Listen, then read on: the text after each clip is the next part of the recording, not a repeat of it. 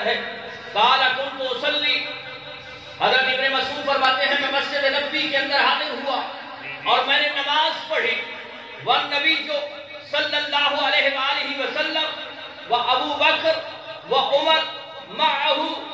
آمنہ کے لال بیٹھے ہوئے تھے، ساتھ میں لاڈلے صحابی سیدنا ابو بکر اور عمر بھی بیٹھے ہوئے تھے۔ ساتھ میں کون بیٹھے تھے؟ آمنہ کے لال کے پیارے صحابی سیدنا حضرت ابو بکر بھی بیٹھے تھے، عمر بھی بیٹھے تھے، اور حضرت عبداللہ بن مسعود فرماتے ہیں جب میں نماز سے فارغ ہو گیا فلما جلست بدأت بثناء علی اللہ تعالی، کہ میں نے اللہ رب العزت کی ثنا کی۔ نماز کمپلیٹ ہو گئی،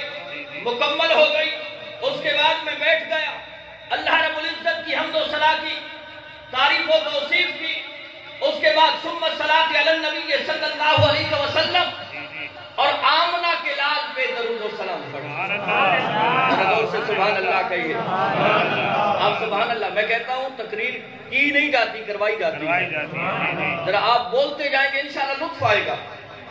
حضرت ابن مسعود نے کیا کیا؟ نماز سے فارغ ہوئے، پھر کیا کیا؟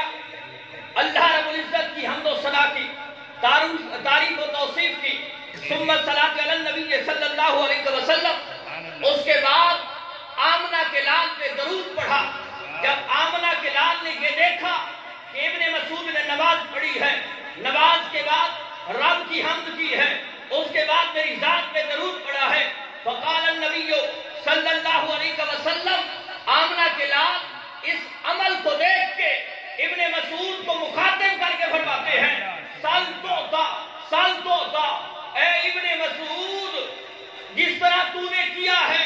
ثم دعوت لنفسی، اپنی ذات کے لیے جو تو دعا مانگ رہا ہے، فقال النبی صلی اللہ علیہ وسلم، آمنہ کے لال فرماتے ہیں